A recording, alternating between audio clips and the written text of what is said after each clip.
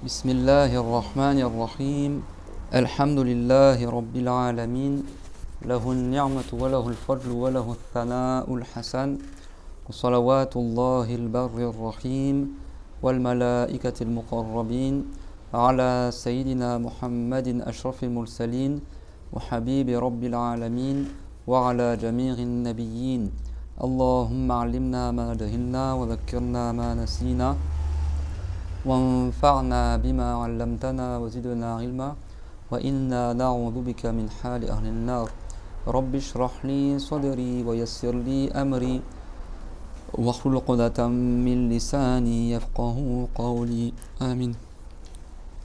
أما بعد فقد ورد بالإسناد المتصل إلى صحيح ابن حبان رحمه الله من حديث أبي هريرة رضي الله عنه أنه قال رسول الله صلى الله عليه وسلم إن الله يبغض كل جعظري جواذ سخاب بالأسواق جيفة بالليل حمار بالنهار عالم بأمر الدنيا جاهل بأمر الآخرة.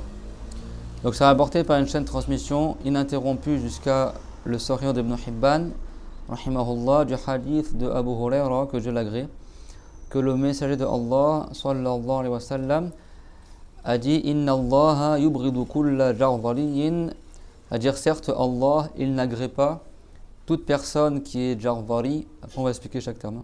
Toute personne qui est jardali, qui est jawad, qui est quelqu'un qui crie dans les marchés, qui est comme un cadavre la nuit et un âne la journée.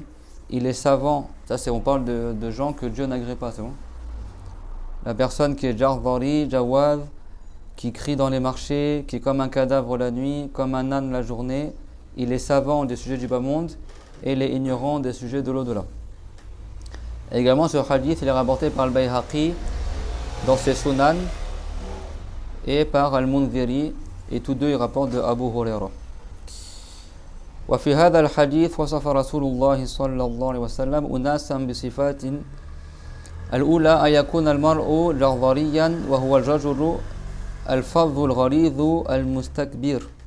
Donc dans ce hadith, le prophète alayhi wa sallam, il a décrit des gens avec certaines caractéristiques, des gens qui ne sont pas agréés par Allah. La première, c'est que la personne soit jardari. Donc le jardari, c'est la personne qui est rustre, qui est dur dans son comportement et qui fait preuve d'orgueil, de prétention. Donc quelqu'un qui n'a pas un bon comportement. Le jawad, fahuwa al-jamu' al-manu' ay alladhi yahrisu. Je pense que si vous voulez, ouvrez là-bas et fermez-là parce que là.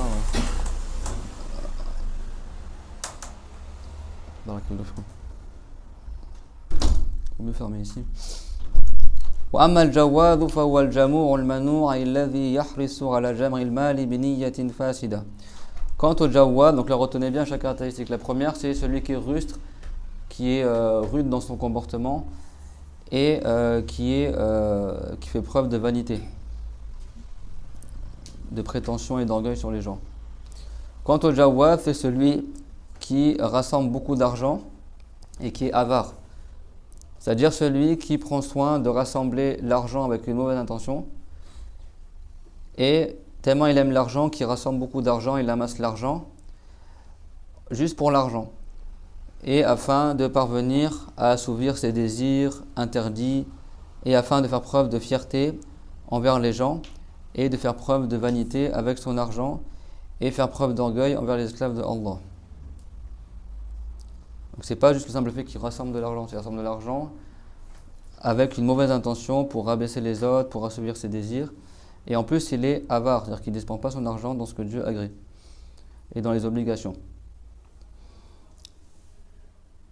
فنيته هي أن يكون جمعه للمال حبا بالمال من حيث ذاته ليتوصل لإجبار شهواته المحرمة وليفخر به على الناس ويبطر به بطرا ويتكبر على عباد الله ويبخل عن دفع المال فيما أمر الله تعالى بالإنفاق فيه. ليس يجمع المال من طريق الحلال ليصرفه فيما أحل الله، لأن الذي يجمع المال ليصرفه في الحلال فإن ذلك ليس بمذموم لأن المال منه ما يذم ومنه ما يمدح. Donc cette personne-là, c'est pas il rassemble de l'argent pour l'agrément de Allah d'une manière qui est licite, pour le dépenser dans le licite. Parce que dans l'argent, il y a de l'argent qui est louable et il y a de l'argent qui est blâmable. Donc c'est pas le simple fait de rassembler de l'argent en islam, c'est blâmable. Et c'est pas dans tous les cas c'est louable non plus. فالمال المذموم هو المال الذي يجمعه المرء من حرام لا يبالي من حلال أخذه أو من حرام أو يجمع المال ليقضي به شهواته المحرمة أي ليشبع نفسه من شهواته المحرمة أو ليفخر به على الناس أو ليتكبر بهذا فهذا هو المال المذموم. Donc l'argent qui est blâmable, d'accord, s'il y a des frères parmi vous, ils travaillent, ils gagnent beaucoup d'argent, tout ça, il y a des fois c'est louable et des fois c'est blâmable. Donc c'est quoi l'argent qui est blâmable?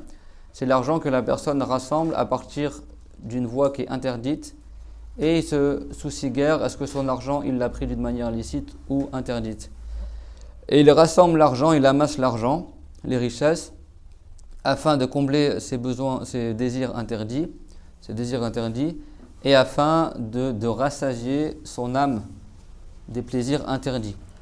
Ou alors afin de faire preuve de fierté envers les autres, envers les musulmans, envers les gens, et de faire preuve de prétention avec cet argent. Donc ça, c'est l'argent qui est blâmable.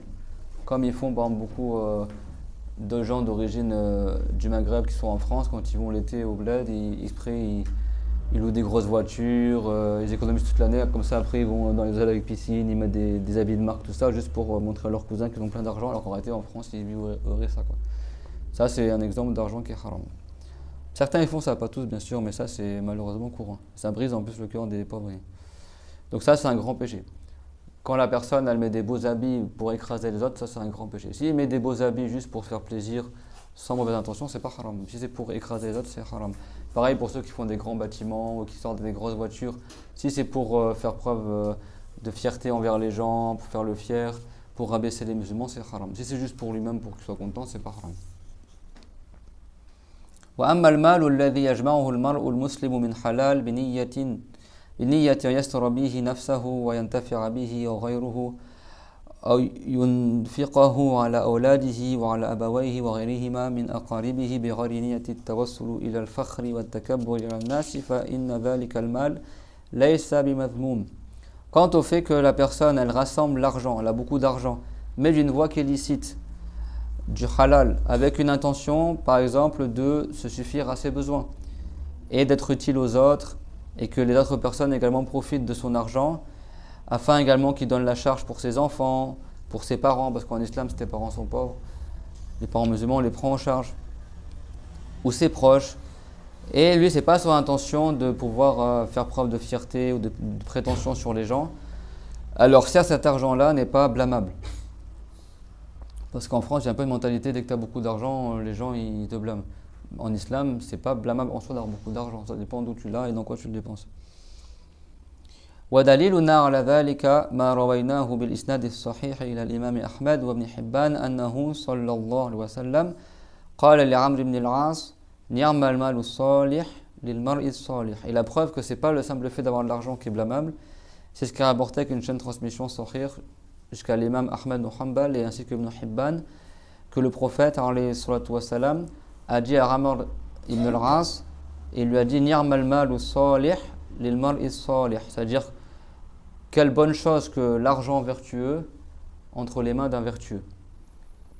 وفي رفض آخر نعما بالمال الصالح للرجل الصالح, c'est quasiment le même sens en arabe, c'est-à-dire que le prophète il a fait l'éloge de l'argent halal entre les mains de quelqu'un qui est pieux. Donc ça veut dire que c'est pas dans l'absolu que d'avoir de l'argent c'est mauvais. Le prophète Sulaiman il était riche et malgré ça il était ascète, détaché du bas monde et utilisait l'argent dans ce que Dieu agrée. والمال الصالح هو المال الذي يجمعه المرء ويكتسبه بطريق حلال. Et l'argent vertueux, c'est l'argent que la personne rassemble et qu'elle acquiert par une voie qui est licite. C'est l'argent halal quoi. وأما الرجل الصالح فهو الإنسان المؤمن الذي يقوم بحقوق الله تعالى وحقوق العباد بأن يعرف ما افترض الله تعالى عليه ويؤديه ويعرف ما حرم الله عليه ويجتنبه. Et quant à l'homme vertueux, Salih, attention, ça ne veut pas dire forcément qu'il est un saint. Salih à la base c'est le pieux. Celui qui est pieux, qui a rempli les obligations, qui les interdit, on dit qu'il est vertueux. Les prophètes on dit qu'ils sont vertueux, les saints on dit qu'ils sont vertueux, mais vertueux à la base, c'est pas une condition d'être un prophète ou un saint pour être vertueux. Le vertueux c'est le pieux. D'accord? Donc c'est qui le pieux? C'est celui qui s'acquitte des devoirs que Dieu lui a ordonnés et qui respecte le droit des esclaves, et qui respecte le droit d'autrui, de sorte qu'il sait qu'est-ce que Dieu lui a ordonné de faire et il l'accomplit de la bonne manière et il sait qu'est-ce que Dieu a interdit et il l'évite. Comme a dit Ibn Rashir,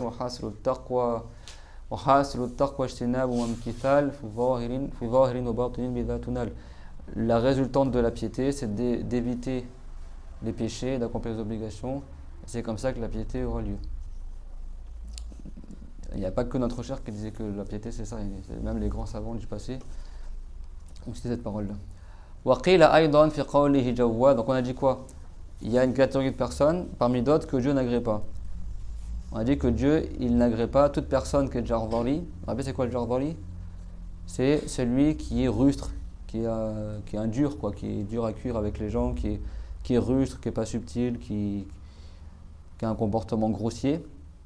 Jawad, justement, on dit que c'est celui qui rassemble beaucoup d'argent sans souci, est-ce qu'il est du halal, du haram, qui est avare, qui ne donne pas aux gens, etc. Et certains savants, ils ont dit concernant le qualificatif Jawad, al-kafir al-lahmi al-mukhtalu fi mishyatihi. C'est celui qui a beaucoup de chair et qui est gros. Et tu sais, des fois, il y en a certains qui sont corpulents, mais c'est pas ça Kevlar en soi, mais qui sont corpulents et tu sais, ils bousculent tout le monde, ils écrasent tout le monde, tu vois, des gros rustres là. Certains ont dit que c'est ça le jawab, c'est-à-dire celui qui est gros, qui est corpulent et qui quand il marche il fait le fier. Et certains ont dit que c'est celui qui mange beaucoup, qui mange d'une manière blâmable, quoi. C'est vrai que parmi les signes de la fin du monde, le prophète alayhi salam, il a dit wa yakfiru fihi musiman, qu'à la fin du monde, il se multipliera l'obésité. Enfin, que les gens ils seront gros, quoi. Ça veut dire qu'à la fin du monde, les gens ils auront plus d'attachement à manger de la nourriture qu'à l'époque du prophète. À l'époque du prophète, les gens ils mangeaient peu. Et plus on approche de la fin du monde, plus les gens ils mangent. Alors qu'à la base, le prophète alayhi salam, il a dit al-mu'minu ya'kulu bi mi'ran wahida wa amma al-kafiru fa ya'kulu bi sabrati amara. Ça veut dire le musulman, il mange avec un seul estomac, un seul intestin, alors que le non-croyant, il mange avec 7 intestins. Ça veut dire que les musulmans, à la base, ils ne mangent pas beaucoup et c'est les non-musulmans qui se goinfrent.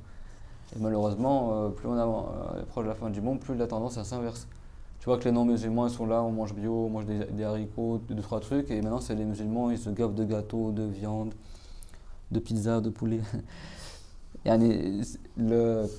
Si quelqu'un il a de l'embonpoint, parce que physiquement il est comme ça, il y a des gens naturellement, même s'ils ne mangent pas beaucoup, ils ont de l'embonpoint, c'est pas blâmable. Mais si c'est juste parce qu'ils mangent trop, etc., ça c'est pas louable dans la religion. Et il y a plein de gens à cause de nourriture, ils tombent dans le haram. Déjà dans le comportement, il y en a ils donnent pas la zakat pour manger, il y en a ils délaissent la prière pour pouvoir manger, etc. Aux Émirats, moi je connais un frère qui a vécu aux Émirats, il me disait tellement ils mangent, les gens ils se font vomir, après ils retournent à table et continuent à manger, après ils se refont vomir juste pour le plaisir de manger, quoi.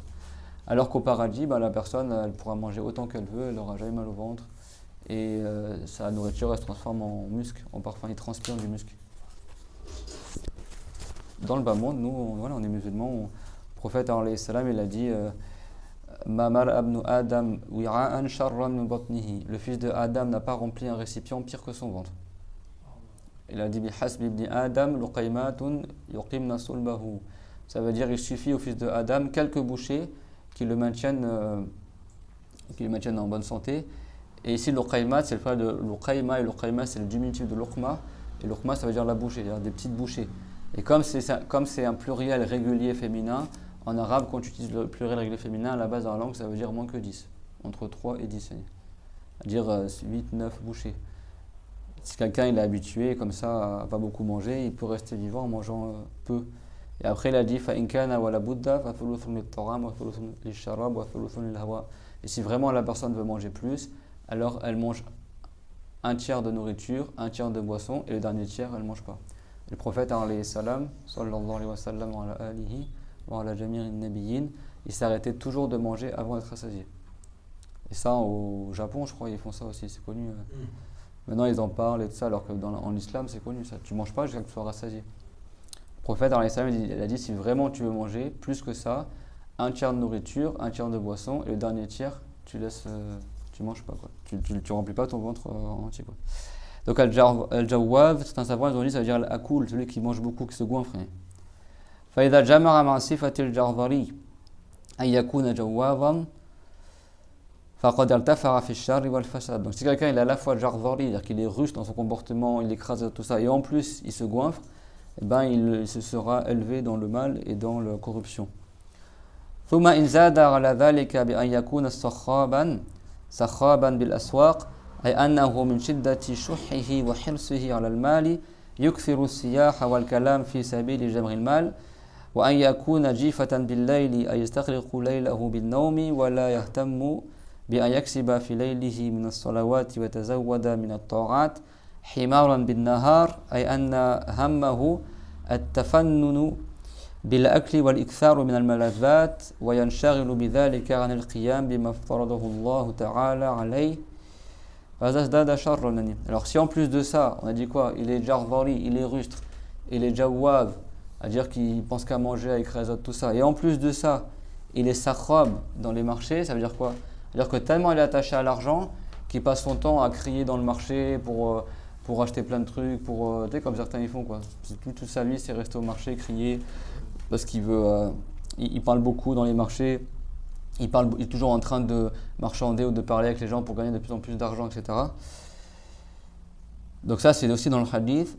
Et après, le prophète, il l'a décrit en disant, c'est un cadavre la nuit. Ça veut dire que lui, la nuit, il fait aucun acte d'adoration, c'est comme s'il était mort.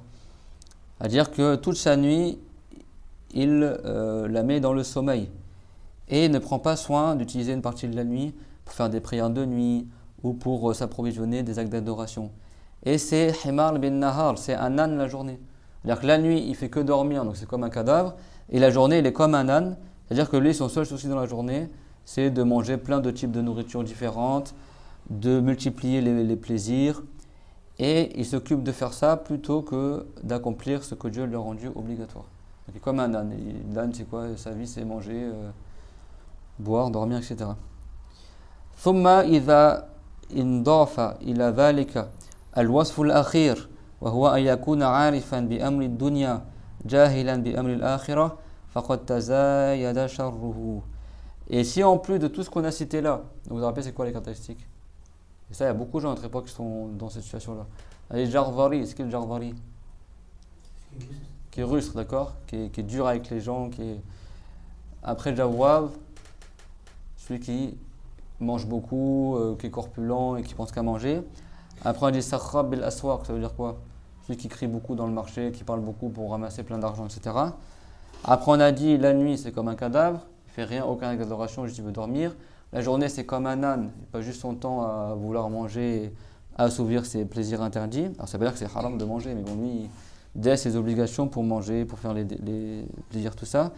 Si en plus de cela, il s'ajoute à tout ce qu'on a cité, la dernière caractéristique que le prophète alayhi salatu wassalam a cité dans le hadith, qui est arifan bi amri dunya, qu'il est savant, connaisseur des sujets du bas monde. Alors, il connaît tout, la bourse, le foot, le truc, la politique, tout ça.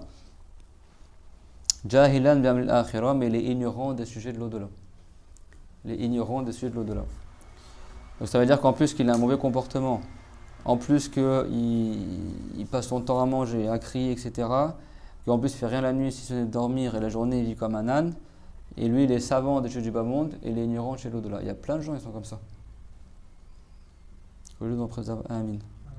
C'est-à-dire que lui il sait toutes les stratégies pour ramasser plein d'argent, il connaît les techniques et tout pour faire marcher son commerce. Alors, c'est pas haram hein, de faire le commerce. Le prophète il a dit que le plus halal des subsistances c'est la culture et le commerce. C'est-à-dire le fait de cultiver la terre et de faire du commerce. Le prophète il a fait du commerce. Et là on parle de quelqu'un tellement il a vide d'argent qui cherche tout et n'importe quoi pour ramasser de l'argent. Quitte à tromper les gens, quitte à acheter des trucs en Chine et les revendre comme ça. Vous connaissez peut-être des gens comme ça qui vont truquer le miel, ils vont faire plein de bidouilles juste pour ramasser plus d'argent. Donc il connaît toutes les techniques, tous les trucs du bas monde, mais l'au-delà il connaît rien du tout. وكان عارفا بطرق جمع المال وهو جاهل بأمور الدين أي بما فرض الله تعالى عليه تعالى معرفته من علم الدين فهو من شر خلق الله. Donc si lui il rassemble tous ces caractéristiques-là, et en plus de cela il est ignorant de la religion, il ne sait pas qu'est-ce que Dieu lui a ordonné de faire, etc., et bien ça c'est parmi les pires des créatures de Allah. Et malheureusement tu vois qu'aujourd'hui il y en a beaucoup dans les marchés, dans les, tu vois les gens ils sont là, ils passent son temps à crier, à manger, à faire de l'argent de tous les côtés sans souci, etc. Et ça c'est parmi les gens que Dieu n'agrée pas, toutes ces caractéristiques-là. Peut-être quelqu'un en a quelques-unes, mais là tout ça en rassemblé.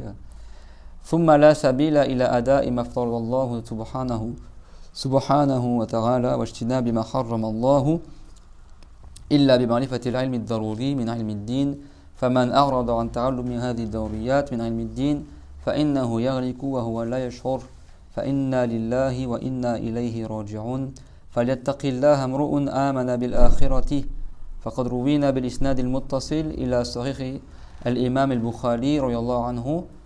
Donc le cheikh il a dit quoi après? Il a dit il n'y a pas un moyen de savoir qu'est-ce que Allah t'a ordonné de faire et d'éviter qu'est-ce que Dieu il a interdit si ce n'est par l'apprentissage de la science de la religion. Et je vous rappelle une parole du prophète, le prophète alayhi salatu wassalam, il a dit khayru dhikri, il a dit khayru rizqi ma yakfi, il a dit la meilleure des évocations khayru dhikri al-khafi.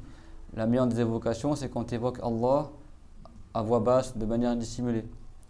Pas t'arrives, Bismillah, Alhamdulillah, tu vois, tout ils font à voix haute, comme ça tout le monde voit qu'il fait du zikr. Quand tu fais à voix basse, de manière secrète, c'est plus proche d'être sincère. Et la meilleure des subsistances, c'est celle qui te suffit. C'est-à-dire que si toi tu as assez pour te loger, pour manger, pour t'habiller, Alhamdulillah. Les savants ils disent Man kafara maluhu kafara su'aluhu. Si quelqu'un a beaucoup d'argent, il aura beaucoup de questions au jour dernier. Et vous savez que la personne au jour dernier, elle ne bougera pas de là où elle est jusqu'à qu'elle ait posé. Il lui soit posé 4 questions. C'est quoi les 4 questions?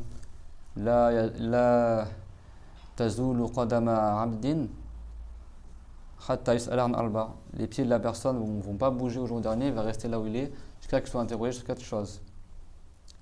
An rumulihi fima afna, sa vie, dans quoi il a usé. An jasadihi fima abla, son corps, dans quoi il l'a utilisé. Et après, il y a 2 questions pour l'argent. An malihi et son argent, c'est le matériel, d'où il les a obtenus et dans quoi il les a dépensés. Et l'autre question c'est quoi? Et la science de la religion, qu'est-ce qu'il a appliqué? C'est pas juste qu'est-ce que tu as appris, c'est qu'est-ce que tu as appliqué. Donc si tu n'as pas appris, et tout le monde sera interrogé sur ces 4 questions-là, parmi les gens du commun. Et l'argent, pour montrer la sévérité envers les biens matériels, la gravité du sujet, c'est que tu auras 2 questions. Pas juste une, 2, d'où tu l'as obtenu, et si tu as obtenu du halal, alhamdoulilah, mais après dans quoi tu as dépensé. C'est ça que les savants ils disent ad-dunya halaluha hisab wa haramuha iqab. Ça veut dire le bas monde, c'est l'imam Ali qui disait ça. Il disait le bas monde, ce qui est halal dans le bas monde, tu auras des comptes à rendre dessus, et ce qui est haram, tu auras le châtiment que tu mérites. Tu mérites le châtiment. Donc comment la personne elle évite tout cela en apprenant la religion? Qu'est-ce que Dieu lui a rendu obligatoire? Et elle ne pourra pas parvenir à cela sans apprendre la religion, la science indispensable. Car si quelqu'un se détourne d'apprendre la science indispensable dans la religion qui permet de distinguer entre ce qui est obligatoire et interdit, s'il n'a pas appris ça, il ira à sa perte sans s'en rendre compte, sans le ressentir. Donc, inna lillahi wa inna ilayhi raji'un. Certes, nous appartenons à Allah et à son jugement nous retournerons. Donc, que la personne qui croit en l'au-delà, eh bien, qu'elle craigne Allah, qu'elle fasse preuve de piété. Et c'est rapporté avec une chaîne de transmission ininterrompue qui remonte au Sahih de l'imam al-Bukhari, que Dieu l'agrée. Al-Bukhari, radiyallahu anhu, yarwi bil isnad al-muttasil min qawli Ali ibn Abi Talib, radiyallahu anhu, annahu qala irtahalat ad-dunya wa hiya mudbirah waltahalat al-akhiratu wa hiya muqbilah wa likulli wahidatin minhuma banun فكونوا من أبناء الآخرة ولا تكونوا من أبناء الدنيا فإن اليوم عمل ولا حساب وغدا حساب ولا عمل. Donc Al-Bukhari, rahimahullah, il rapporte de la parole de Ali ibn Abi Talib, que Dieu l'agrée, qu'il a dit « Iltahalat ad-dunya », c'est-à-dire le bas monde, il est en chemin pour partir. C'est C'est comme s'il est en train de partir le bas monde. Il va nous quitter le bas monde. Wa hiya mudbira, c'est-à-dire que le bas monde, il nous tourne le dos là. Il est en train de partir, c'est bientôt la fin. Waltahalatil akhira wa hiya muqbila. Et l'au-delà aussi, il est en train de partir, mais sauf que lui, il arrive vers nous. Le bas monde, il est en train de partir, mais il nous tourne le dos, et l'au-delà, il est en train de partir, mais en notre direction à nous. وَلِكُلِّ وَاحِدَةٍ مِّنْهُمَا بَنُونَ. Et chacun des deux, il a des enfants, c'est-à-dire il a des gens qui sont soit attachés au bas monde, soit attachés au-delà. Il y a une parole magnifique du prophète Mohammed dans les salatu wassalam, yarhamukallah, dans toutes les paroles du prophète sont magnifiques. Il a dit Man ahabba al-akhira adarra bi dunyahu wa man ahabba ad-dunya adarra bi akhiratihi. C'est-à-dire si quelqu'un il aime l'au-delà, alors il va nuire à son bas monde, entre guillemets, il va détruire une partie de son bas monde, il va sacrifier son bas monde. Et si quelqu'un il aime trop le bas monde, il va sacrifier son au-delà. Et si tu es intelligent, il vaut mieux nuire entre guillemets à ton bas monde, détruire un peu ta maison, dans le sens accepter d'être un peu dans la modestie, dans le peu de bien dans le bas monde, mais pour avoir beaucoup dans l'au-delà, plutôt que démolir ce qui sera dans l'au-delà et éternel pour un bien futile du bas monde. Moi, je connais des gens, ils construisent leur grande maison, tout ça. À chaque fois, je me dis, il faut que je lui dise, n'oublie pas de construire ta maison au paradis, quoi. Parce qu'au final, la maison que tu construis là va être détruite. Tu es en train de détruire la maison que tu aurais pu avoir au paradis, et qu'elle sera éternelle, pour passer du temps dans un truc futile du bas monde qui peut-être tu seras mort avant qu'elle serait terminée ta maison. Et donc le cher, il a dit donc après il a dit quoi, l'imam Ali, il a dit donc soyez parmi les enfants de l'au-delà, c'est-à-dire soyez parmi ceux qui recherchent l'au-delà, et ne soyez pas parmi les enfants du bas monde, c'est-à-dire ceux qui recherchent le bas monde.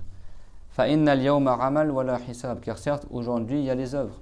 Dans le bas monde, tu peux œuvrer pour l'au-delà. Le prophète, alayhi salam, il a dit ad-dunya mazaratul akhirah. Le bas monde, c'est la terre de semences pour l'au-delà. Dans le bas monde, tu sèmes, et dans l'au-delà, tu récoltes. Ça, c'est moi qui rajoute, c'est pas la parole du prophète, alayhi salam.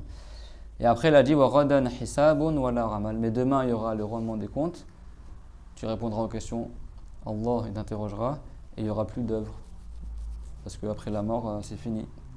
Tu auras la rétribution de ce que tu as œuvré dans le bas monde. Et après, le savant, il a dit une belle parole là. Il a dit فَعَجَبًا لِمَنْ يُقْبِلُ عَلَى الْمُدْبِرَ وَيُدْبِرُ عَلَى الْمُقْبِلَ. Il dit alors, quoi de plus étonnant que celui qui va en direction de la chose qui est en train de partir et tourne le dos à la chose qui est en train d'arriver. C'est-à-dire que le bas monde qui est en train de partir de fier de toi, lui, il va aller vers le bas monde, et l'au-delà qui arrive vers nous, lui, il lui tourne le dos. Normalement, c'est le contraire. Tu accueilles la chose qui vient et tu tournes le dos à la chose qui part. Vous savez, il y a une parole, l'imam Ali ibn Abi Talib, c'était parmi le plus ascète des compagnons. L'imam Ali, il y a plein de paroles dans ce sujet-là. Il a dit ad-dunya jifatun wa tullabuha kilab. Il a dit le bas monde, c'est comme un cadavre, et ceux qui le recherchent, c'est comme des chiens. Et les chiens, ils mangent les charognards, ils mangent du cadavre, tu vois. Et le bas monde, c'est un cadavre, le truc, il est en train d'agoniser, il ne vaut rien sur le monde de Allah. Qui c'est qui mange le cadavre? C'est les chiens, c'est les charognes. Ceux qui cherchent le bas monde. Ad-dunya jifatun wa tullabuha kilab. Voilà, un peu dur la parole, mais. Dunya, c'est comme un cadavre. Et nous, on ne va pas manger du cadavre, on va manger un truc qui est bon. Mais ceux qui la recherchent, ça ressemble à des chiens. D'ailleurs, notre cher, une fois, ils ont parlé qu'il y a certains frères ou certaines personnes.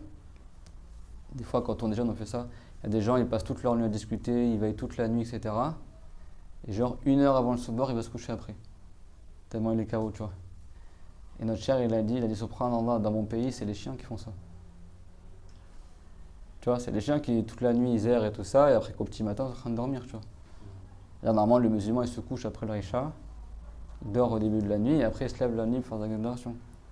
Après, il reste réveillé Là, bien sûr, on ne va pas y rester réveillé dans la adoration, mais tu sais, il y en a, ils discutent, ils regardent la télé, etc. Et après, genre, il reste 1 demi-heure avant le soubor, après, il va dormir, tu vois.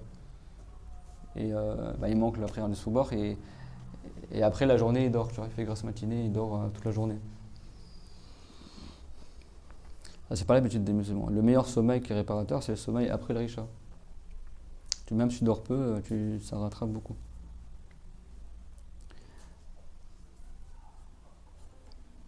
ومعنى قوله التحلت الدنيا أي سارت الدنيا ومعنى وهي مدبرة والتحلت الآخرة وهي مقبلة أي الدنيا سائرة إلى الانقطاع والآخرة صارت مقبلة فالدنيا دار العمل والآخرة دار الجزاء على العمل وسبحان الله والحمد لله رب العالمين صلى الله وسلم على نبيه الكريم محمد وعلى آله الأطهار وصحابته الأخيار ربنا آتنا في الدنيا حسنة وفي الآخرة حسنة وقنا عذاب النار ربنا لا تزغ قلوبنا بعد إذ هديتنا وهب لنا من لدنك رحمة إنك أنت الوهاب اللهم اجز عنا محمدا خير الجزاء وسائر النبيين واغفر لنا وللذين سبقونا بالإيمان اللهم اجز عنا خير من استقبلنا هنا يا الله يا كريم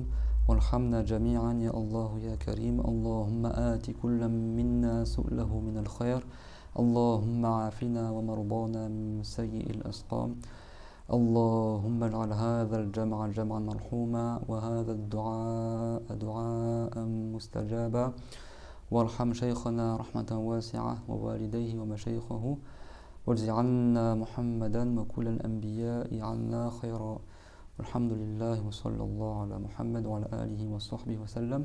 Donc on demande à Allah Azza wa Jal qu'on soit parmi ceux qui sont modestes, que s'ils rassemblent de l'argent, utilisent dans le bien et l'acquièrent à partir du bien, et qu'on ait un bon comportement et qu'on soit parmi les gens modestes. Et sachez que les pauvres entreront au paradis des centaines d'années avant les riches. Donc comme il a dit le prophète Mohammed dans les salatu wassalam, il a dit al-qana'atu kanzun la yafna. Ça veut dire le fait de te suffire de ce que tu as, c'est un trésor qui ne s'épuise jamais. C'est un trésor qui ne s'épuise jamais. Et c'est rapporté dans les hadiths que si la personne elle avait une montagne d'or, elle aurait aimé en avoir une deuxième. C'est-à-dire que souvent l'âme de la personne, il veut toujours plus. Donc celui qui suffit de ce qu'il a, tant que c'est du halal, dit alhamdulillah. Ça ne veut pas dire que c'est mauvais d'être riche. Mais bon, si tu es riche, tu auras beaucoup de questions. Et si tu es pauvre, également il faut craindre Allah Azza wa Jal. Que Dieu nous accorde la vraie richesse, qui est la richesse du cœur et la piété. Amin. Barakallahu fikum.